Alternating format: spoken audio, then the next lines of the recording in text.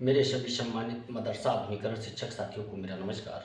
मैं पंकज मिश्रा, मदरसा आधुनिक शिक्षक। दोस्तों, जैसा कि आप जानते हैं कि मदरसा आधुनिकीकरण शिक्षकों की समस्या काफ़ी गंभीर विषय बना हुआ था, लेकिन एकता टीम के संघर्ष करने पर हम लोगों को थोड़ी राहत भरी खबर मिली।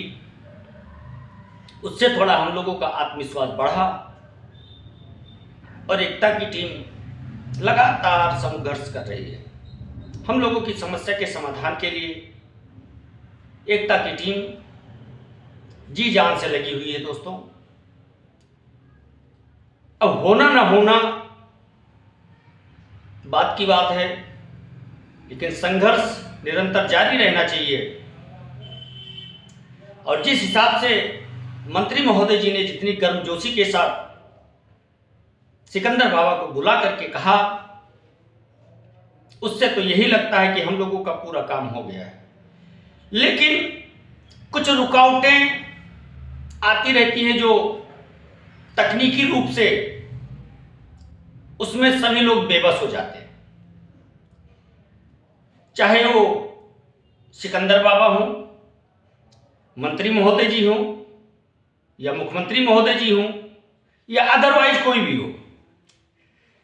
जो नियम और कानून है, नियम कानून के आगे सभी को नतमस्तक होना पड़ता है।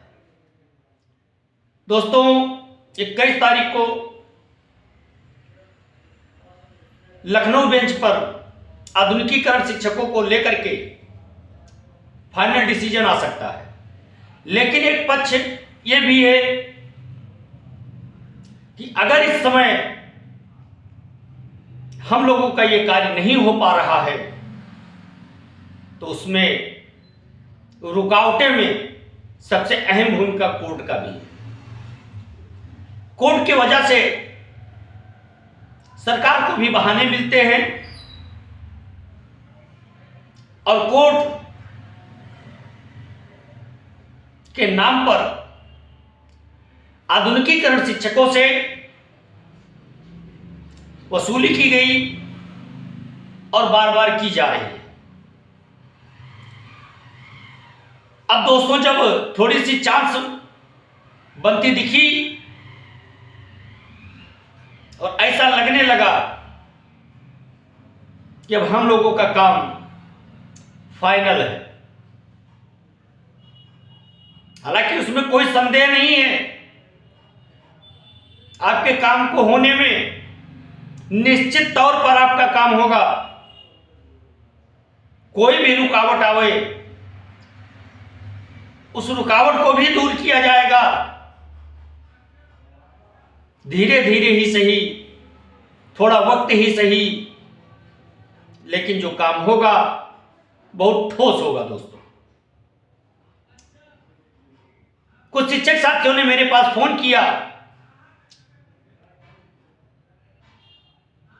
कि एक चैनल पर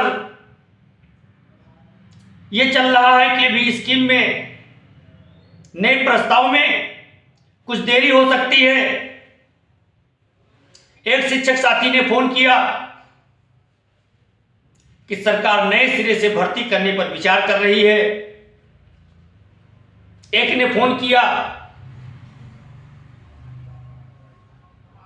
कि केवल एडेड मदरसों में आधुनिकीकरण शिक्षकों की भर्ती होगी, वो भी नए वालों की। तो मैं उन सभी शिक्षक साथियों को एक एक करके जवाब देना चाहता हूं कि पहली बात तो नई भर्ती का मामला ही आप छोड़ दीजिए। नई भर्ती अगर सरकार निकालती भी है तो जो पहले से आधुनिकीकरण शिक्षक इस स्कीम के तहत कार्य कर रहे थे, वो कोर्ट का दरवाजा खटखटाएंगे। खैर, ऐसा नहीं होना चाहिए। अगर होता है तो वो भर्ती भी नहीं हो पाएगी। दूसरी चीज, जो शिक्षक साथियों ने फोन करके कहा कि केवल एडेड मदरसों में आधुनिकीकरण शिक्षकों की पढ़ाई होगी, उनकी भर्ती की जाएगी, बाकी मदरसे बंद कर दिए जाएंगे। तो मैं उनसे कहना चाहता हूं और उनको बताना चाहता हूं कि सुने आप लोग, जो मदरसे मानक पूरा कर रहे हैं, जिनकी मान्यता है, कागज जिसका मजबूत है, उसको कोई खत्म नहीं कर सकता है, और जिनका कागज कमजोर है, मानक पूरा नहीं कर रहे हैं, अनलीगल तरीके से किसी तरह से मान्यता ले लिए दलालों के चक्कर से, उनको कोई चला नहीं सकता है। और जो लीगल हैं उनको कोई हटा नहीं सकता है। जो फर्जी हैं वो फर्जी ही निकलेंगे। एक चीज और आपसे कहना चाहते हैं कि जो कामिल और फाजिल की डिग्रियां थी, लोग कह रहे थे कि कामिल और फाजिल के लिए सरकार ने मान्यता दे दी है, फला यूनिवर्सिटी से एडजस्ट करने जा रही है, फला यूनिवर्सिटी से एडजस्ट करने जा रही है। तो आज के कुछ दिन पहले मैंने एक वीडियो संदेश बनाया था, ज्यादा नहीं, लगभग 10 से 15 दिन पहले। आपने अगर देखा होगा तो आपसे मैंने कहा था कि 30 प्रस्ताव में 2 प्रस्ताव को नहीं माना गया है, और वो प्रस्ताव कामिल और फाजिल का तथा दूसरा प्रस्ताव हिज्ब वालों का था। यह मैंने उस समय भी कहा था, और यह भी कहा था कि आधुनिकीकरण शिक्षकों की समस्या का समाधान अब जल्दी होगा, क्योंकि उनकी मांग को पूरा कर दिया गया है, उनकी मांग मान ली गई है और मुख्यमंत्री जी उस पर संज्ञान में है, उस मामले को हैंडल कर रहे हैं। दोस्तों, कल परसों रजिस्ट्रार महोदय ने कामिल और फाजिल के लिए सारे दरवाजे बंद करके और लेटर जारी कर दिया हर जिलों को। न उनका एडमिशन हो सकता है, न उनका एग्जाम होगा, और न वो मदरसे में पढ़ा सकते हैं कामिल और फाजिल डिग्री वाले। आपने देखा होगा कल पेपर में भी था। और दोस्तों, रही बात आपके स्कीम को चलने में देरी कि एक चैनल पर चल रहा है, दोस्तों मैं अभी इसके बारे में कुछ नहीं कह सकता, क्योंकि मेरे पास कोई एविडेंस नहीं। और हमारे जिस शिक्षक साथी ने कहा होगा उनके पास हो सकता है एविडेंस हो, लेकिन मेरे पास ऐसा कोई एविडेंस नहीं है, मुझे ऐसी कोई सूचना नहीं मिली है। उसके बारे में मैं बहुत ज्यादा जिक्र नहीं करना चाहता। मैंने इससे पहले कुछ संभावनाएं जताई थी कि प्रयागराज में जो कैबिनेट की मीटिंग होने जा रही है, कैबिनेट की बैठक होने जा रही है, 50-50 का चांस उसमें है। हो सकता है कि हमारे प्रस्ताव को वहीं से ऐलान कर दिया जाए, या ये भी हो सकता है कि जिस उद्देश्य से प्रयागराज में कैबिनेट की बैठक होने जा रही है, उस उद्देश्य के हिसाब से अगर देखा जाए तो हम लोगों का मामला हो सकता है कि वहां से ना उठे। ये अंदेशा मैंने पहले ही जाहिर किया था, और जिन शिक्षक साथियों ने मुझसे फोन पे बात किया है उनको भी मैंने बताया था, लेकिन अभी कुछ हुआ नहीं है। मेरे पास ऐसी कोई सूचना नहीं है कि विलंब हो रहा है या हो ही जाएगा। दोनों चांस है दोस्तों, इसलिए कुछ भी कहना मेरे हिसाब से भी जल्दबाजी हो सकता है। मैं इतना जरूर विश्वास के साथ कह सकता हूं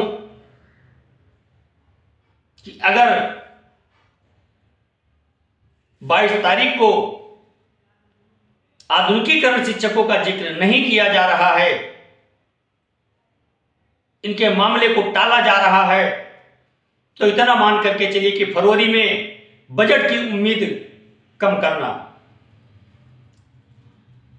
लेकिन ये सरकार है, सरकार कुछ भी कभी भी कर सकती है।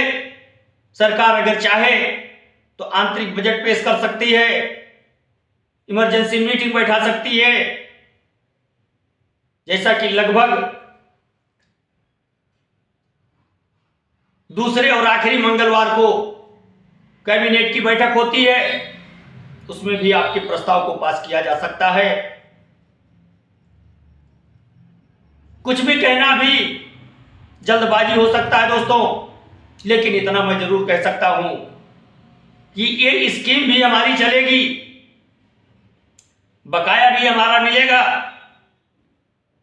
और अगर इस समय हमारे राह में कोई रोड़ा है तो हमारे अपने हैं, क्योंकि जानबूझकर